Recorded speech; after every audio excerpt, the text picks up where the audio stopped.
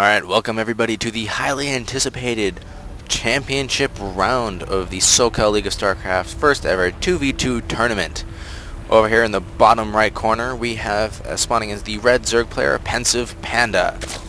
And in the top right, his partner, the teal Protoss player, Snorlaxin. And in the bottom left, their opponents are Matthias Wong, otherwise known as Morpheus, and his partner, Quacktastic, or Marcus Quack. Oh, I apologize. Snorlaxin also does have a real name. He is Michael Kemp. I apologize. We have a couple Michaels playing in this tournament. And Pensive Panda is a friend of Daniel Bye Bye, who was eliminated in the round 2 of semifinals. So, bit of a bummer. But Pensive Panda, happy to have you with us. Maybe we'll actually get you into the league officially. So we have Protoss and a Zerg on each team. Should be good. This is going to be a very, very good matchup. This will be a best of 3. So we have first gateway going down for Matthias. We have gateway going down for Snorlaxin as well. No spawning pool as of... I'm sorry. There are not 2 Zerg players. There's 2 Protoss players and 1 Zerg player. My bad. Silly me mistaking the purple color for creep. So we do have spawning pool going down for the one Zerg player that we have here. So it'll be a 13 pool. I caught it this time, which is always good. Of standard gateways down for everybody. A bit of scouting going down on over here. No choke, not really necessary again because his opponents are a pair of Protoss players who do not typically go in for, say, a 6 pool because they cannot 6 pool, interestingly enough. Just one of those kinks. So we do have a proxy pylon set up over here. I don't think this is going to be scouted anytime soon, as it doesn't look like anything over here actually has been scouted at all. So we'll see if this proxy pylon is capable of doing some work, basically paying for itself in the form of warped in units.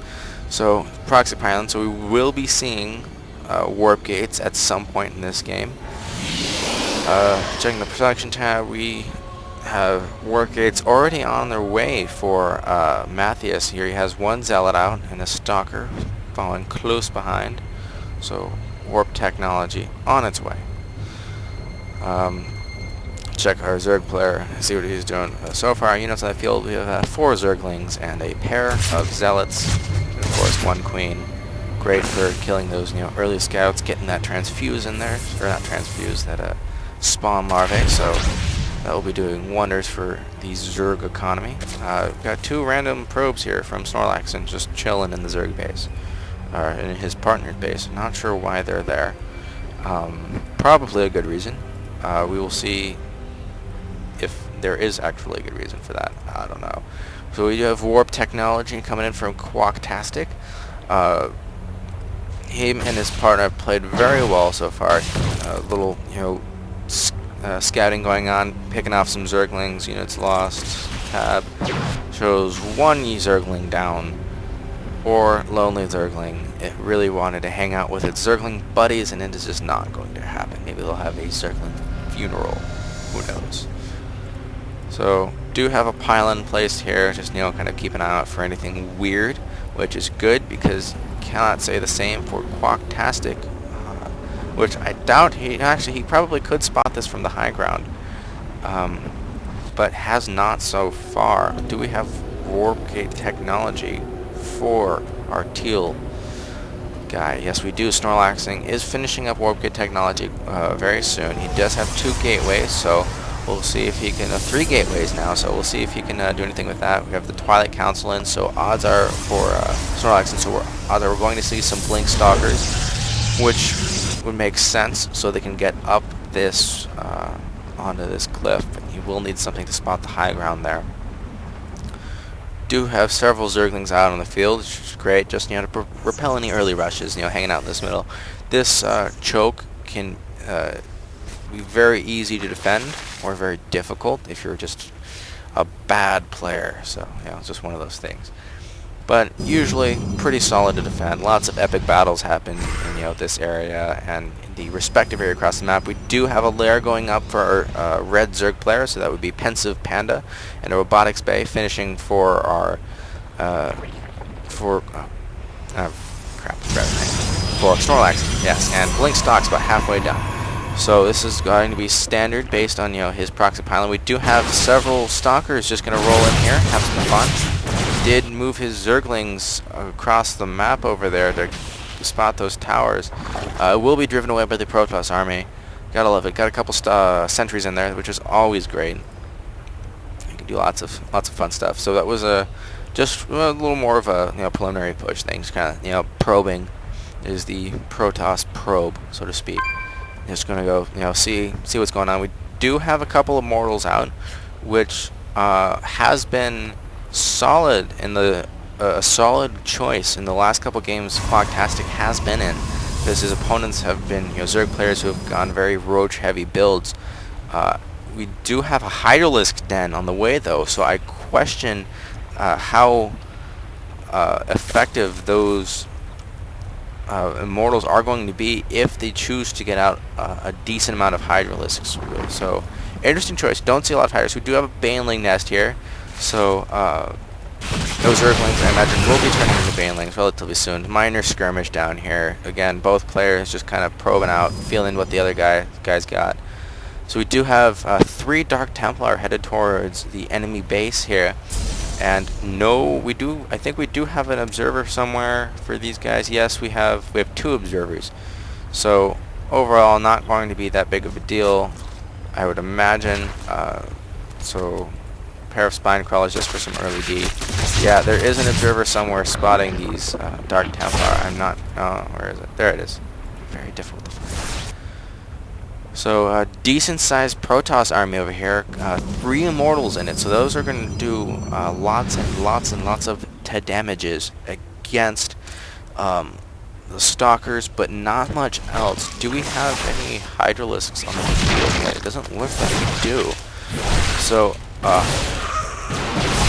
one DT over here getting quite a few drones. Never fun. We have another, and a queen, I think. So we have another queen coming out. And we'll see how this plays out. He does have his own, or our Protoss player does have his own Immortals. Still not doing anything with this pylon, but I would imagine if there is some kind of push, then we could see that come into play. Our Zerg players had this expansion up for quite some time, and we've expansion just now starting for our Protoss duo. Again, decent-sized balls. Look at the units tab. We have 4 Immortals, or I'm sorry, I'm looking at the wrong team here. Okay, so we have 13 Stalkers plus 12, so lots and lots of the Stalkers. 3 Immortals so far, so those will do some great damage. These Zerglings just going to run in here. Nice to have Blink utilized nicely. See if you can get, you know, snap a couple more. The opposing army, 32 Zerglings, 2 observers, 1 Immortal, and 1 lonely Zealot. Forever alone. At only 5 probes. What happened there? Oh, the DT harassment had to have happened at some point, which I totally missed. I apologize sincerely. But only 5 probes. That is not good. You'll be slowly making more, I assume. I don't even know if he knows he has... Yeah, there we go. Yeah, bit of a bummer. Losing that many probes. That will set this Protoss player back, and that's definitely a bummer for Protoss players in general, because everything does cost so much. You can really do heavy damage to a Protoss player, or a Protoss player ability to actually participate in a game by damaging their economy. Zerg players can bounce back pretty quickly though, so not a big deal. Did lose some drones on here. They're already re-macroed up, so overall pretty good. We do have grooved spines, so Hydralisk range. I don't know how many Hydralisks we have. Looks like 4 Hydralisks out on the field so far. So we'll see how that comes into play. We have a first attack upgrade, and Psionic Storm So that's going to be really, really effective against the Zerg and Protoss armies, which will clump up, especially with these very fragile Hydralisks and Zerglings. That Psionic Storm is going to do quite a bit of damage if our Protoss player Morpheus can land a couple decent shots. All he really needs is one to soften up the army pretty well, and you're good to go. We do have Blink finally being researched for Quacktastic. A little late on the Blink, which is interesting because in games I've participated in with him before, he does heavily favor Blink stocks. So a little late there. More Hydralisks spawning to deal with the several Immortals out here. The Immortals will be able to deal with these Stalkers very well. This is a very scary looking Protoss army that's over here. And that's one thing I've learned in my limited experience playing this game, is that you can't let Protoss macro up, because they then become very, very difficult to deal with. Our Teal Protoss player is desperately trying to come back from getting molested by those Dark Templars, and he's currently a supply box. He's warping in a pylon over here. So his economy is not really booming, so to speak. His army is very, very tiny. Zerg guy, or Zerg player Pensive Panda, will be doing his best to essentially do as much damage as he can. So it looks like Quacktastic and Morpheus will be pushing out, and this is going to do a lot of damage, I can tell you right now. I don't know if the Zerg and Protoss army over here is going to be able to hold this off. It just might be able to, because, oh yes, we do have a lot of Banelings being morphed in. Will they finish in time? I do not know. They will see the Banelings. At least a couple of these will go down. Okay, so we'll see how this goes. Yeah, there goes the Psionic Storm, getting quite a few Banelings there. Several more Psionic Storms dropped, really nailing this army. I think this is going to be GG. The Protoss and Zerg army has essentially evaporated, and there's several more storms. There's the GG from Pensive Panda. I'm sure Snorlax will GG here very soon. This was not a good game. That hit from the economy early on with those DPs was not good. I think if that Transmit had not happened, this Protoss player might have been able to do more damage. You can see here one Archon just kind of hanging out. It's always good whenever your Templar out of energy, just more from the Archon. Very effective against their player. So it was a good, very good first battle. So we'll see how game 2 goes.